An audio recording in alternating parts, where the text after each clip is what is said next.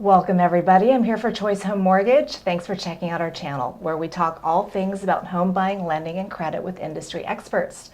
Today we're rolling out our very first video in our Ask the Underwriter series with one of our lending experts, Adele Beatty.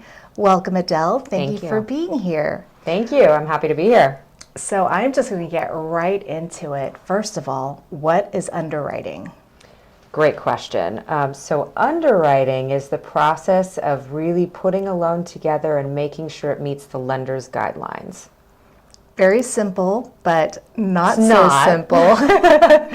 Tell me more. Tell me more, because you are an underwriting expert. Let's talk more about it. So, really it depends on the lender, right? So each underwriter has different designations, different licenses. The creme de la creme underwriters get what's called a DE underwriting certificate. So what they're actually qualified to underwrite is determined by what they're licensing and what the actual lender themselves have certified them to do. So for example, I work on the broker side. I can't even get certified DE as an underwriter because I'm not a lender. Only a lender can designate that. And that means that I have the ability to completely sign off on an FHA loan. For government-backed loans, it really is very specific in terms of their designations. So you have to have certain certifications because ultimately they certify that to the governing body, Fannie Mae, Freddie Mac, or FHA, VA, that yes, this loan meets their guidelines as well, therefore they're going to insure the loan itself. For lender-specific loans, such as your bank statement loans, those are all private money, those are privately backed, and they're specific organizations that determine what those internal guidelines and requirements are.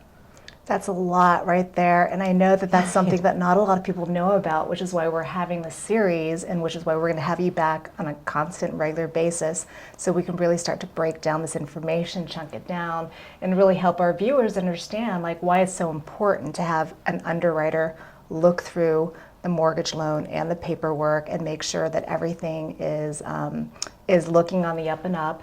So tell me what an underwriter does typically when you get the paperwork. And maybe you could even start, because you are one of our lending experts, talking about a little bit of the process. Let's just say somebody is going to be applying for a loan. So we receive the paperwork. We talk about what sort of products that are going to be available for them. So now it gets to your desk. What happens? Sure, good question. So the first thing I do is, can I read the papers? That's always the biggest question. Wow. So you'd be surprised how many people send me pictures from text messages and half of it's cut off and I can't accept that. So that's the most important thing is, can I read the papers? And are all the pages included? If it's 1 of 10, that's the biggest thing I see borrowers do, and even loan officers do. They'll say, wait, the information's only on page 2 that you need. It doesn't matter if you think I need it or not. If it says page 2 of 10, I need all 10 pages because I need to make sure nothing's being omitted from that paperwork intentionally. Not that we don't trust people, but that's just a standard. Doesn't matter what loan you're applying for. It's the first thing I look at is, can I read what you've sent me? Second is going to be, what type of loan are you applying for? That's going to determine what documents I need. And I just have a standard checklist. And then third is going to be auditing that checklist. So if, for example, on a bank statement, regardless of any type of loan, if there are a bunch of deposits that are large deposits, usually twice the income of the borrower, then I have to source those deposits per federal guidelines. It's a multi-step process. It sounds like it's a very complicated process. Now, one of the things, let's scroll back just to a question, or not a question, but something you mentioned earlier about getting DE certification. What is DE certification? DE certification is a designation by FHA and the lender that they can actually underwrite and sign off on an FHA insured loan. I see. And then that becomes insured by the Department of Housing and Urban Development. So what I'm hearing is with underwriting, there are a lot of specific guidelines set for different loan products. And I understand that it's a very in-depth process for each loan product. So perhaps you can tell me a little bit about that. And I know that because it's so in-depth, maybe we can have you back and we can talk about different types of loans and the sets of requirements, because that's a very deep dive topic. But maybe you could just give us a general overview. There are so many different lending programs that each one requires probably an hour sit down for me to walk you through how that program works and why. But the main thing I try to do as our in-house pre-underwriting manager is, where can this loan qualify? How can we help this borrower? How can we benefit them in one of our programs? Most of the loan officers that work for us, they understand a lot of the standardized programs. When it comes to, say, a bank statement program or a 1099-R program, those guidelines get a lot more complicated and specific to a lender. That's when they involve me in terms of, hey, take a look at this file. Does it work? And if it does, I'm going to figure out where it works to where it's still beneficial to the borrower, meaning we're not increasing their interest rate by an entire % when their goal is a rate and term refinance. Right? That doesn't make sense. It doesn't matter whether you've got income or no income. If there's no benefit to the borrower, then really we don't have a loan here. So that's also part of my job as our pre-underwriter on the broker side, is I'm trying to make sure this is actually going to get through. So we're not waiting with a borrower for upwards of 45 days on a complicated loan, only to turn around and be told, hey, sorry, you don't qualify and you've paid for an appraisal. Cool. That's what we don't want. Tell me, why are underwriters so important and crucial in the money lending process for home buying? Great question. They are the most important person, because ultimately they're the ones that tell the bank whether they believe the borrower who's presented their file is actually able to repay the loan. And that determines whether the bank's going to lend the money.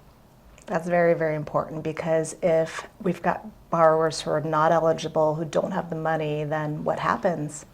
Good question. So a couple of things happen. So for example, for a lender and a bank, if they really don't qualify, for example, for a Fannie Mae loan, but it's been underwritten as a Fannie Mae loan, when the bank has funded the loan and they go to sell it to Fannie Mae and Fannie Mae says, no, it didn't pass the post-closing audit, sorry, the bank then has difficulty with selling it on the secondary market, recouping their funds, cash flow, their ability to lend to other partners. There's what's called even like warehouse lines, where things are held on like a line of credit temporarily until they sell those loans off, so that then they have that line of credit again.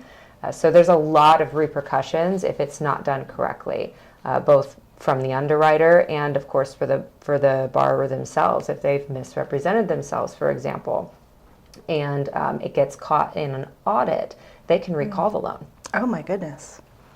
They can actually make it due and payable within immediately. So that borrower then has the choice to refinance that mortgage to another lender who is going to qualify them correctly. That is a very one-off scenario, I should say. Good. But I have seen it happen. And it's important to catch that on the front end. The last thing you want to do is you funded a loan and now in an audit, there are issues. So that's why the underwriter is crucial in the lending process. And it's very important just to make sure that between the borrower as well as the loan officer, the mortgage broker, all these things are very transparent, all the I's are dotted, all the T's are crossed. And I know that oftentimes, within the money lending process, that, underwriters have that scary sort of reputation, but as we can see, it's crucial that, everything is perfect. Well, their job depends on it. If they don't do something correctly, they can lose their job over it, depending on what occurred and how. Lenders also have to make sure underwriters are neutral, meaning that they're typically salaried, so they don't get any financial incentive on one loan versus another. They can't. So they see it with a blank slate, and they underwrite accordingly. Wow, that's really important to know. And I know about the neutrality, which is why it's almost like a judge in a way, or the final say, or the person who really, really says clear, and then you can go. And that's why underwriters are so important. And hopefully, bringing this information with Adele, one of our lending experts, especially in the subject matter of underwriting, as well as being a loan officer. And what else do you do? Are you a mortgage broker with us, or are you... No, not at the moment. I'm just a loan officer, and I'm the pre-underwriting manager. So, I don't want to give the state any more of my money. We've got enough brokers in-house.